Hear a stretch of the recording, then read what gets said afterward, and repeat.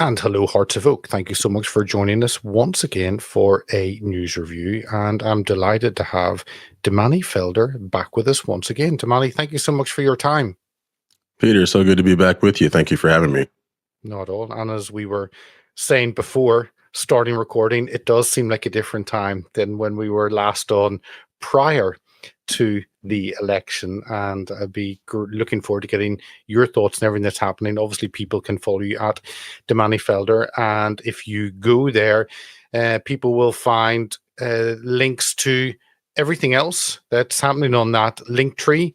And they can click on that and find out everything else you're doing and everywhere to follow you. So lots to discuss, but I think maybe first of all, it is this story, and it is this the big story, and that is Time magazine declaring that Trump is the man of the year, and it must have been difficult for them to actually say that for the second time. But here, let me bring it up. Here is the beautiful picture of President Trump on the front of Time magazine for the second time, and yeah, they fell over themselves saying, there's nothing special because all presidents get it twice. Yeah, I'm sure it's stuck. But what are your thoughts on that? The legacy media basically having to accept that President Trump is back once again. Yeah, well, Peter, they're hedging their bets at this point. The legacy media, honestly, they need Trump a lot more than they realize or than they might like to admit. So many in the legacy media have used him as a jumping off point for the most ridiculous attacks over the years. And that's honestly what keeps a lot of their viewers engaged in the first place. So when you analyze a lot of the viewership, even of the flagship legacy media organizations like CNN or MSNBC, you see that their viewership for their target demographics, those from the ages of 18 to I believe the mid 50s, has never been lower. We're talking barely a few tens of thousands of people. And these are national, global news networks. So it's honestly something that I take pleasure in, realizing that legacy media knows that their days have been numbered and do appear to be coming to an end. But of course, they have to do the requisite groveling, if you will, at the feet of who will be the next president of the United States, even in spite of everything that they did to try to undermine him every step of the way. We remember, it feels like it was just yesterday when the infamous Trump mugshot was released. And everyone was talking about how unprecedented this was and celebrating it on the left side of the aisle. And then we had, of course, the iconic image after the would-be assassin attempted to take President Trump's life. And I'm grateful that I do believe that God spared him.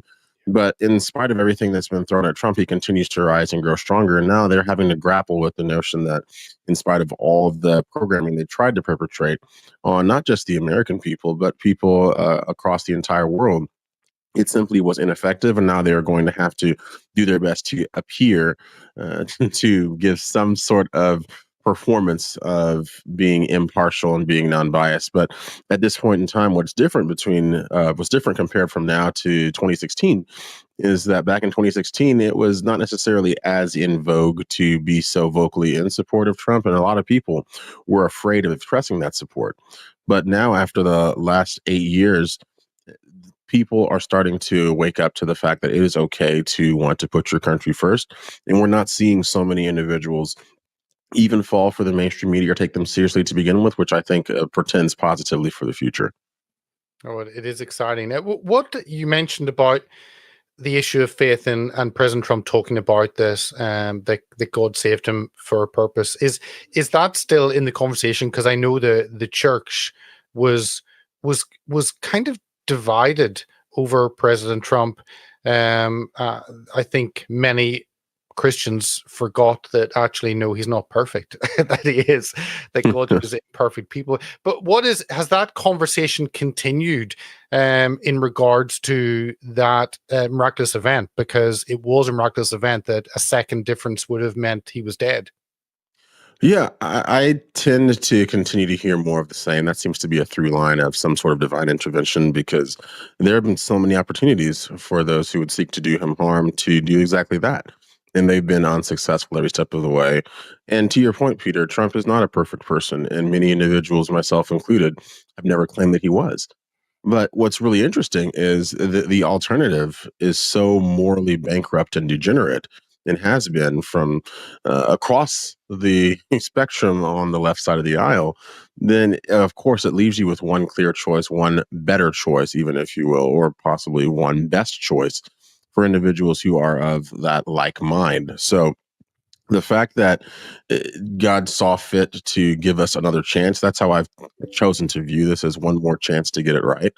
Because we were on the brink of some incredibly dark times here in America. The leadership that we were facing down was going to enact some of the most ridiculous policies, some of the most draconian, some of the most degenerate policies. And only by the grace of God were we able to even go cast our ballots for Trump in the first place. And I'm so grateful to God for that. But I also am cognizant of the fact that there's still a lot of work that needs to be done. There are still minds that can be changed. And I would argue that the next 4 years are going to be just as important and impactful as the previous 8. I agree. It's going to be 4 huge years. Here, something different.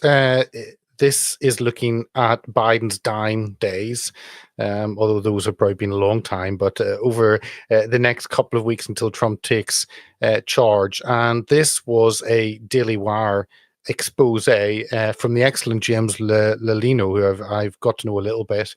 Let me just play this short video on kind of the Democrat or the Biden mentality.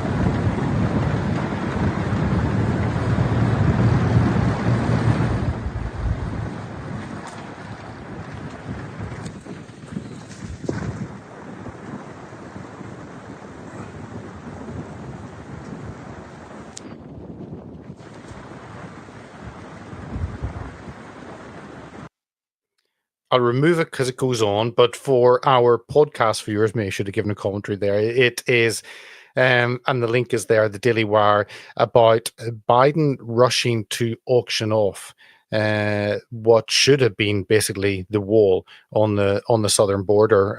Talking about half a mile a day is being moved, and they're trying to get rid of it. And it seems like an abuse of power. And I guess despite Trump just trying to get, but what were your thoughts as you saw what should be protecting America being basically given away? Abuse of power has been the modus operandi of the Biden administration. They've utilized that method so many times to exact their will, and they do so unconstitutionally in many cases. But the fact of the matter is, when Biden was installed as president, so much of the border wall work had already been done. Of course, there was still a fair bit to go, but now they want to pretend as if you realize this during Kamala's campaign, they were talking about, oh, strengthening the border and fortifying the border and all these things that they claimed to be at odds with when Trump was talking about it. But now, because they realize that their days truly are numbered, now they're going so far as to try to thwart Trump's efforts to continue the good work that he started. And for every person out there who says, "Oh, well, it's so inhumane to have a wall," or this, it doesn't make sense. It doesn't make sense for you to knowingly let individuals continue to flood into the country and become a burden on other individuals who are paying taxes, myself included. So the fact now that they're trying to get in Trump's way before he's even there just shows the lengths that they're going to continue to go to try to undermine his efforts to restore sanity and, honestly, productivity, security to America, And they do that just purely out of malice. There's no good reason for you to not want to have a strong border unless the destruction of America is your goal. And if anyone out there is curious if that is their goal, just look around you. They've done a fantastic job these last 4 years, but there still is a chance for us to restore order. But that's going to start with and putting real emphasis on that southern border. So auctioning it off is only going to delay what many would argue is the inevitable. And we will have strong borders again. There's no other way for us to have a strong country, to have a safe country.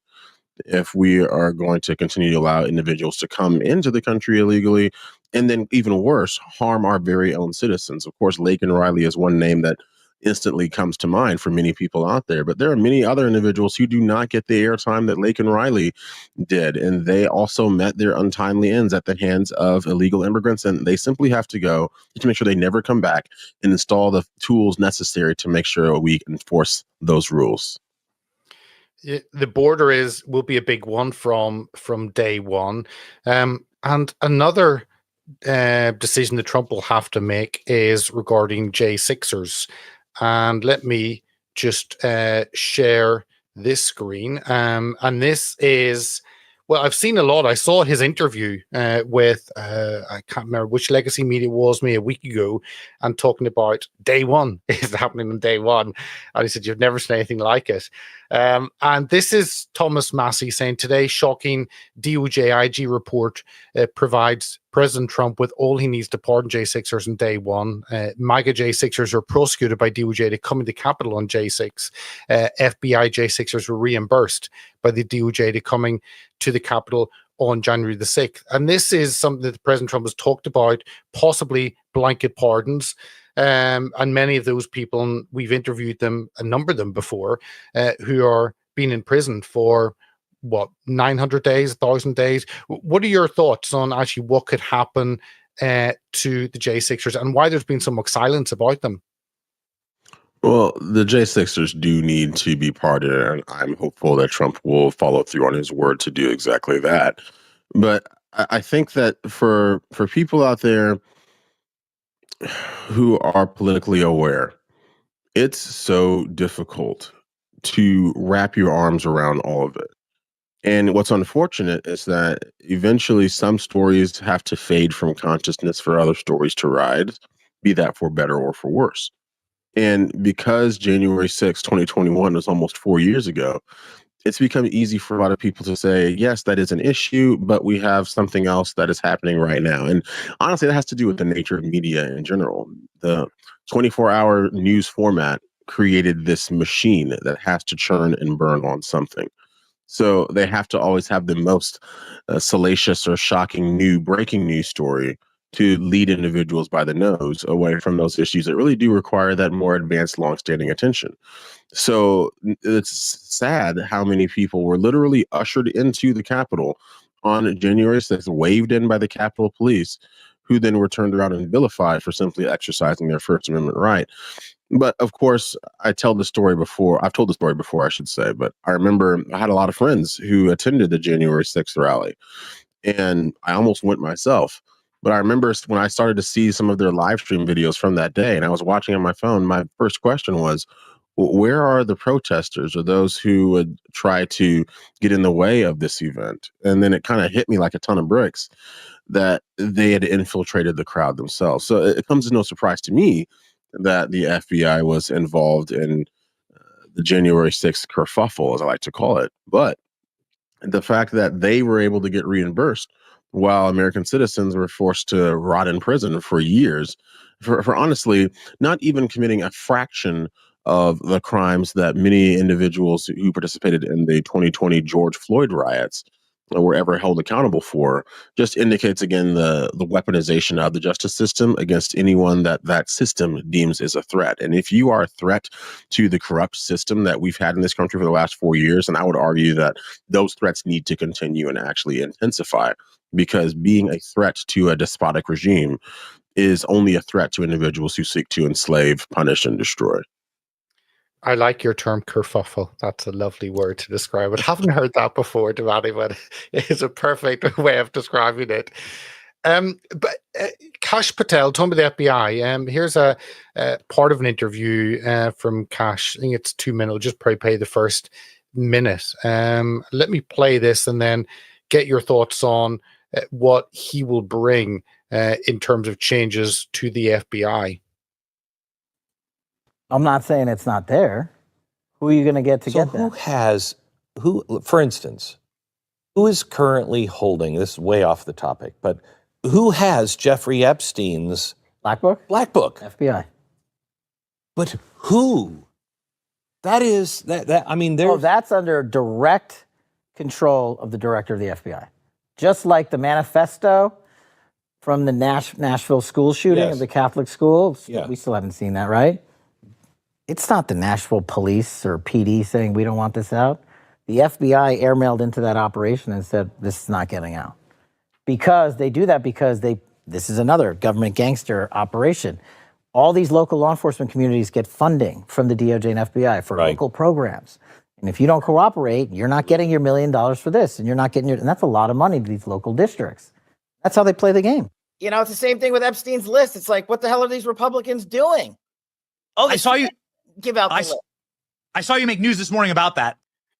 We'll remove that. Kash Patel, I mean, government gangsters. Well, I think that's the name of the book, and he mentioned about the Epstein files. Christopher Wray was the director, just resigned. What are your? I mean, you have people like Kash Patel, and I've only known him kind of as a media figure, I guess, watching War Room and things like that, and seeing Kash Patel. But obviously, you as an American will have a better idea of who he was before I saw him on a screen.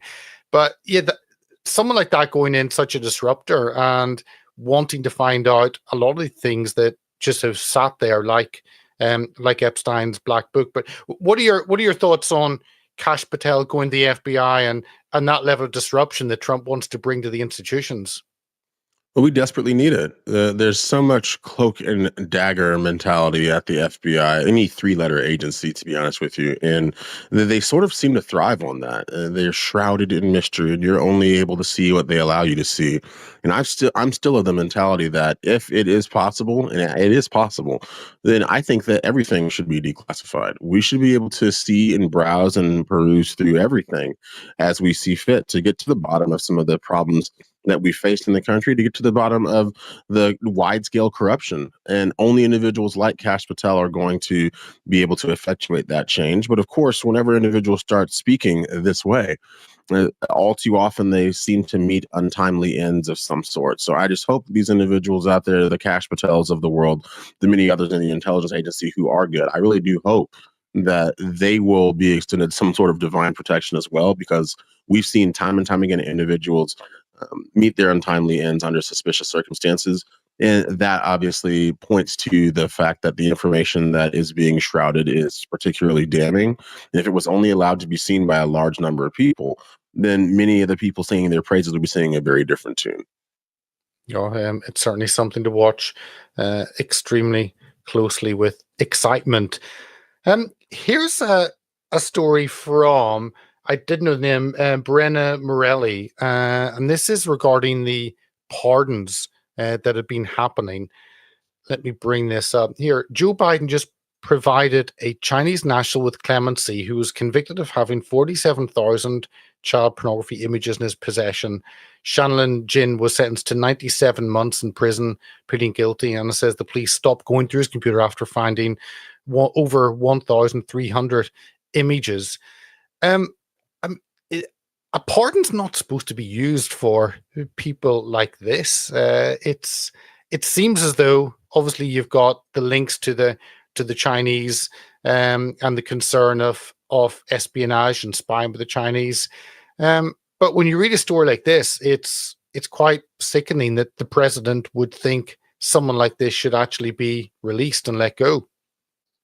It is, Peter. And, I sometimes go back and forth between wondering if Joe Biden is actually deliberately this despicable, or if he's just simply taking orders from someone else. And depending on your political persuasion, you're going to come to your own conclusions on that. I know for myself personally, it's been painfully obvious that Joe Biden is beholden to the Chinese Communist Party. So he will do their bidding. So who knows if they just sent him a message and said, this is the person that we want you to have this sentence commuted? Because I talked about this actually last night when I was going live myself. And these are the kinds of people who I would argue do not even deserve to see the light of day. But the fact that out of all the people in the country, I mean, and especially from the left, because they're the ones who want to talk about being locked up for the most minor offenses and how we need criminal justice reform, there's so many untold numbers of people who honestly are still in jail today because of the policies of Joe Biden back when he was endorsing some of his crime bills, the Biden crime bill, I think in the late 90s or early 90s, I should say. And then Kamala Harris wants to go on and on about how we need to release individuals from jails who have, minor drug offenses. This is the person that they're going to commute his sentence. Now, I do realize that the person the sentence was commuted on the conditions that he leave the United States and not return, is the best of my understanding. But still, this isn't a person we should even be considering giving any sort of leniency whatsoever. In the fact they did. Again, just more highlights the allegiance of the previous administration to the Chinese Communist Party and the lengths they will go to either do their bidding or to continue to try to ingratiate themselves to that group.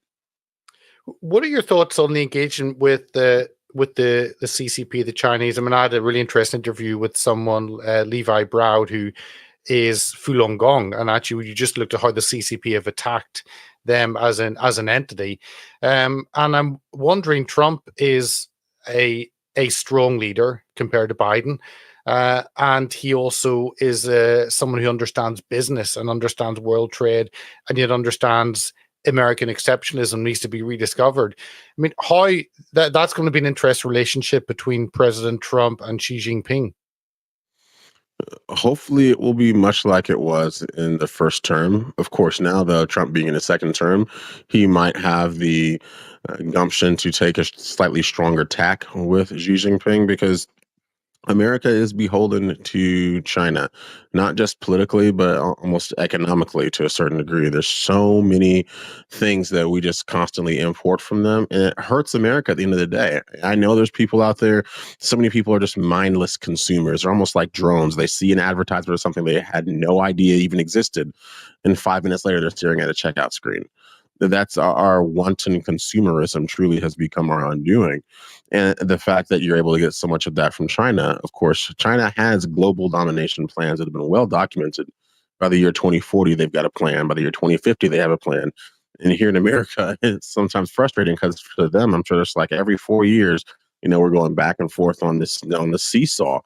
But that's the way, honestly, governments should be run. There should be some sort of change of ideas if one idea is not working well. And one of the hallmarks of dictatorships and, communism in general is that they do not allow any dissent. They do not allow themselves to be ousted from power. And we were just a few steps away from that ourselves here in America. So I'm hopeful that Trump will enforce and enact the tariffs he's talking about. And I find it hilarious that now magically there's so many leftists who are so concerned about the potential rise in cost of goods because of the tariffs without paying attention to the fact that prices are still up because of all the money that we continue to funnel to Ukraine. They only care when they want to care and when they can be contrarians, which goes back to my earlier point. But yes, I'm hopeful that Trump is going to be much stronger towards China. And that's only going to portend benefits for the American people. It's not going to mean that everything becomes more expensive altogether. What it will mean, though, is that the individuals possibly in places like, even North Carolina, Tennessee, who are still struggling from the hurricane, that they'll be able to find a good job here in America that allows them to put food on the table for their family, allows you to get quality goods that don't need to be imported, by the way. This is a trickle-down effect of these economic plans, but it's only going to work if we're able to be strong against those world leaders like China that seek to subjugate America as well. And that's why the America First policy is key to America's future. When President Trump was bringing that in, you talked about people changing their minds. Here is New York Mayor Eric Adams seemingly changing his mind on unlimited immigration. Here he is speaking, talking about the children who've disappeared. 500,000 children who had sponsors in this country that we can't find. We can't find them. We don't know if they're doing child labor. We don't know if they're doing sex crimes. We don't know if they're being exploited. 500,000 children. There's a level of hypocrisy that everyone that states they want to protect everyone but innocent individuals who are victims of crimes and children. I want to support and protect children and innocent people that are victims of crime. And those who don't understand that, it's not up to me to try to convince them. I know what my job is, my goal is, and I was clear of that while running and when I became mayor. Safety means everything to me. 500,000 children, we don't know where they are right now in this country. He says he was clear on that. This seems to be something new, and I know that there it seemed to be near the end of the Biden or the Kamala or the Obama administration that he seemed to be wakening up to the impact on New York of mass immigration in terms of homelessness and crime, etc.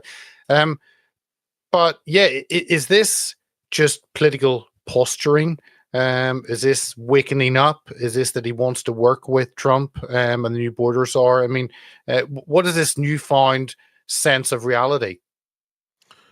Only time will tell. But what I will say is Eric Adams is one of a growing cadre of voices who were previously hardcore leftists who appear to be singing a different tune now. Now, is that because of fear? Possibly.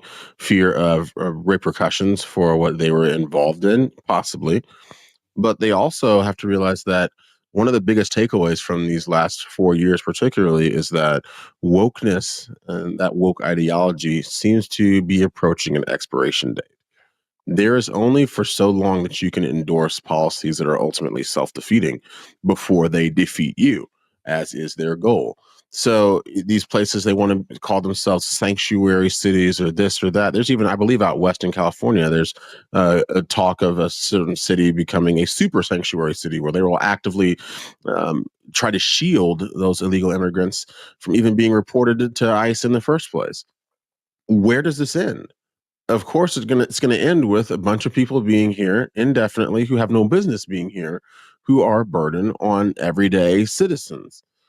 But now people like Eric Adams are realizing, I endorsed this, I signed on to this wholeheartedly, full-heartedly, and I'm seeing my own constituents begin to suffer because I was more concerned with getting invited to the next big, social event at some liberal gathering instead of actually realizing what my policies would cause for people who truly are struggling, even minorities who are struggling in many cases. They work hard and they see these illegal immigrants. They're the ones who are able to magically show up in America, and magically they've got this wonderful, nice housing or a really nice hotel room to stay in. While the average person is still trying to figure out how they can put food on the table because everything is so expensive. They're trying to keep their families safe and move to better neighborhoods because the neighborhoods that the government has a hand in are the ones that are failing some of the fastest. And these are the things that make you reach an emotional tipping point where individuals do begin to sound a little bit more vitriolic or a little bit more alarmed at the current state of affairs. And so to me, it's heartening to see Eric Adams saying this. But of course, we also have to remember that Eric Adams, in the past, most recent past, has started towing the line on the left side of the aisle.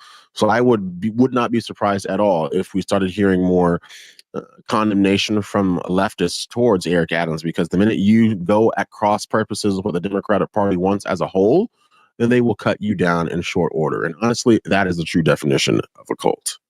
I agree. Well, we'll see if he is able to lead some of the Democrats to actually seeing sense on a number of issues. Certainly watch this space and see how it develops. I want to, and something I don't know much about, I've watched a few reports on it, but is about Daniel Penny. And here's the story. This is NBC News. Daniel Penny found not guilty in chokehold death of Jordan Neely. The jury acquitted Penny of criminally neglected homicide after previously deadlocking on the more serious charge of manslaughter. And I've watched the clips. It seemed to be that he held someone in a subway station, metro station, on a chokehold, someone who was acting possibly dangerously. The person died. And this has been a high-profile case. So what's your perspective on this? And do you think the courts have made the right decision here? Oh yeah, of course. Jordan Neely has a well-documented history of mental illness and violence and being a danger to himself and a danger to polite society as a whole. It was documented actually on X of all places. It was in a community note where people were saying, oh, Jordan Neely is a sad example of what happens when you don't have access to the right mental health care and facilities. And then it's on record that Neely actually was given accommodations at a mental health facility, but he abandoned that facility only 13 days later there in New York. So this is a danger to society, another individual who should not have been out on the streets in the first place, who found his way back to the streets and then was jeopardizing other individuals. I believe a report that I saw showed that his record goes back decades. But this is someone who was failed by the very government that claims to care so much about the disadvantaged. But then he's starting to threaten other individuals. And of course, I tip my hat to Daniel Penny, because there are many points in time when you may be called to act. And unfortunately, even for many individuals, even those who speak the loudest on social media, then in real life, they'd be the last ones to actually try to intervene to protect someone else because they're afraid of retribution or they're afraid of the repercussions. Daniel Penny stepped in, a former military guy himself, and he did what needed to be done. Now, of course, people will always say, oh, did he have to end this man's life? Ending the man's life wasn't the point to begin with. That was not the intention. Daniel Penny wasn't sitting there saying, oh, I'm going to take someone's life today. He saw that people were being threatened by an individual who was clearly deranged, and he did what he could to intervene. And of course, it had a sad outcome. But it's ridiculous now to see even individuals from the Black Lives Matter movement come out of the woodworks to proclaim this is another example of some sort of racially motivated brutality, while ignoring the fact that Jordan Neely himself, as records would indicate, his own father abandoned him, and now he pretends that he misses his son. I don't understand how that works. But they're talking out of both sides of their mouths, and so frequently now that most people, even if you do have a political bias towards the left, you have to begin acclimatizing your mind to the fact that your party doesn't mean what they say, and they know that what they say is not the truth. So I'm grateful that Daniel Penny was actually able to find justice in New York, which is one of the places that you're least likely to find it. And I'm not here to say I hope that these instances continue, but there has to be a serious discussion about the long-lasting impacts of a government that, as we just talked about in the last segment, that seems to care more about illegal immigrants coming to the country illegally and removing our security there than taking care of people here in America who truly do need our help and are being let down by a system designed that's not catered to them at all. And when some are trying to make this a race issue, then I was pleasantly surprised looking at some of the results of the election, and along the border areas of Texas, you'd massive swings towards Trump, especially from Hispanic votes. And you realize that, well, maybe the Democrats haven't realized that actually your skin color is irrelevant. It's actually the cost of goods. It's actually whether you can get a place for your kid in school. It's whether you feel safe. Those are normal human needs. And maybe someone like Adams will be able to help the Democrats understand. Yeah. But yeah. Well, and think about it. Think about it. You know, it's sometimes funny to me because I live in Texas myself, a border state. It's sometimes funny to me when I see the shock from liberals who are so confused as to why even the Rio Grande Valley area right along the border to Mexico, why it's going redder and redder. And you have to understand this. People are going to listen to me. When you have come to the country legally, you love the country, you want to protect and defend the country, and you came to the country legally in the first place because you respect the country's laws, because you wanted a better life for your family. So then when you see people just traipsing across your backyard in the middle of the night who care nothing for you, for your safety, for your sanctity, for the sanctity of your life, then of course you're going to vote for the candidate who actually seems to be speaking for you. Because many of those places, they are the ones who are literally, unfortunately, on the front lines of this invasion. So it shouldn't be surprising to anyone that they are the ones who are voting for Trump in larger numbers than ever before and turning red, because of the red mentality has just become the party of common sense. They become the party of just, please, government, get out of the way. Whatever you do, you ruin. We understand what's best for our family. Give us the ability to protect ourselves, which is our God-given right, which is written into the Constitution, and life will be better for us. But the left, they can't seem to wrap their mind around that notion, but they're going to continue to see that swing towards the right side of the aisle as their policies become more and more insane on the left side of the aisle. Not completely. And we started by talking about Biden trying to get rid of the border wall, the last few dying days of the administration, and this is something else that they're desperately trying to do: give as much taxpayers' money away to Ukraine. And President Trump has said the shocking idea that he actually wants peace on day one.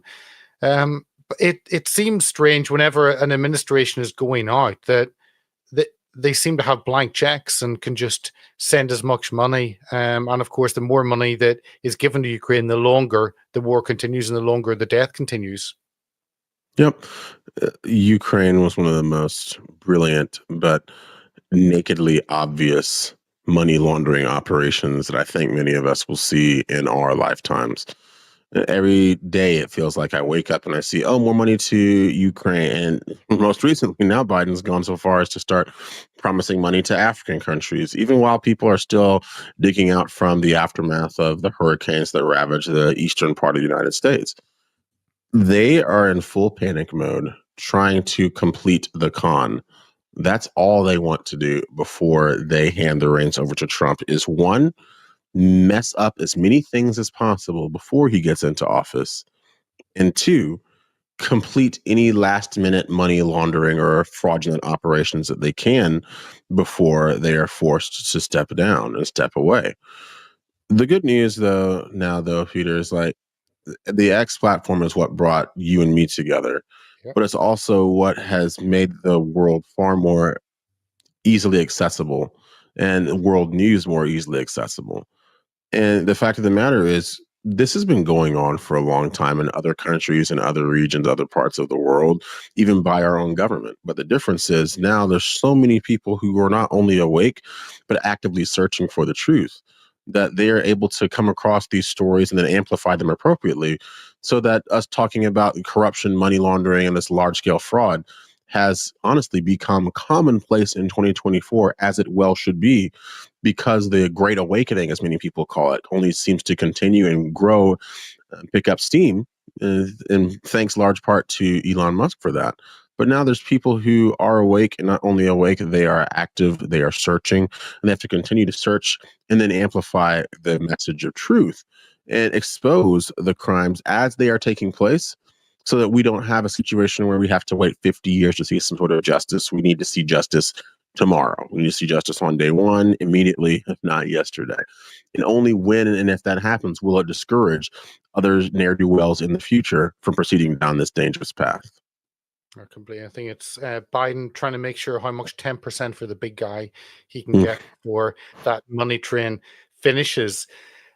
I want to finish over the story we haven't discussed, but I've talked a lot about, and Vivek Ramaswamy posted this, and it connects to actually in Texas. Tens of millions of small and medium-sized businesses face the looming threat to file beneficial owner information reports, which is the Corporate Transparency Act, with the federal government by the 1st of January or face $10,000 in fines or 2 years in prison. And a Texas court has given a stay at the moment, telling business owners they don't have to. But I mean, I've written quite a bit about this and talked about it on different shows, and it was exciting to see Vivek coming out, highlighting this, because it couldn't have been a campaign issue because there was so much on the campaign trail.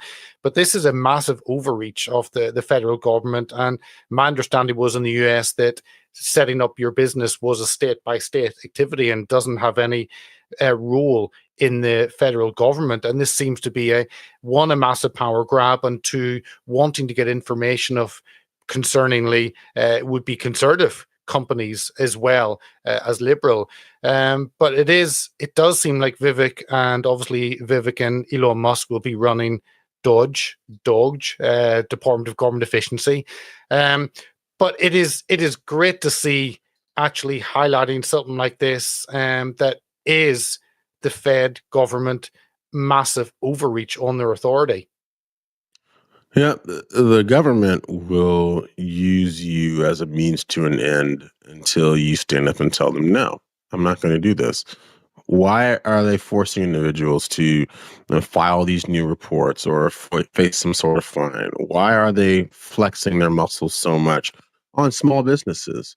Why not allocate some of these resources to figure out why, there's certain large retail outlets here in America and, of course, across the world. And they seem to be allowed to have carte blanche. They've got lobbyists who make sure they are protected.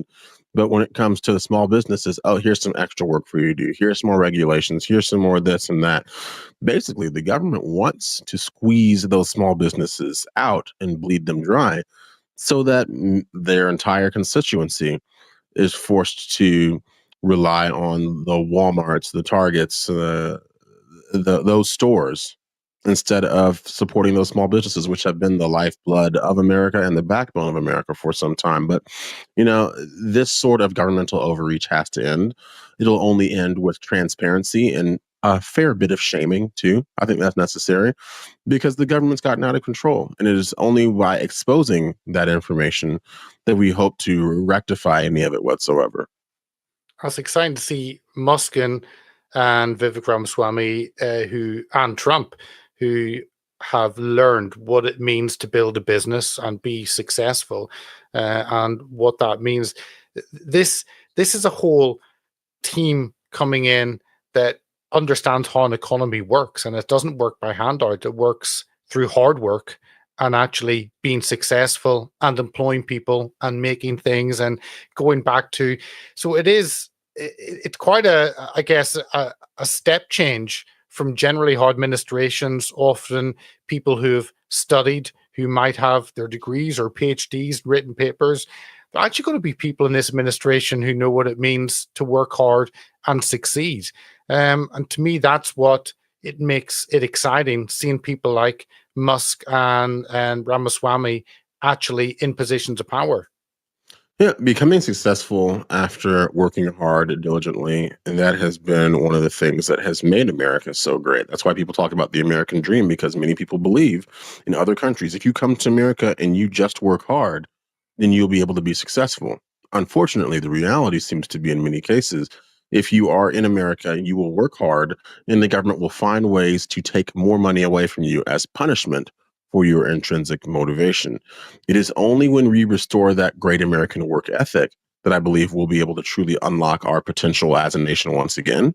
And it never should have been locked away in the first place, but it only was because certain people with certain interests were able to run roughshod over the American people and subject them to increasing regulation and increasing almost busy work, just to disincentivize more individuals from seeking that true American dream. But the dream is still there. I still believe in it, and many others believe in it as well. And with the advent of Doge and smart business people running this country who understand how to run a country like a business, we're going to see more people hopefully unlock their fullest potential as well. Oh, it's exciting.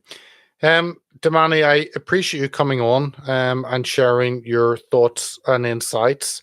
Here are some more insights you'll find. I'll show you what you'll find.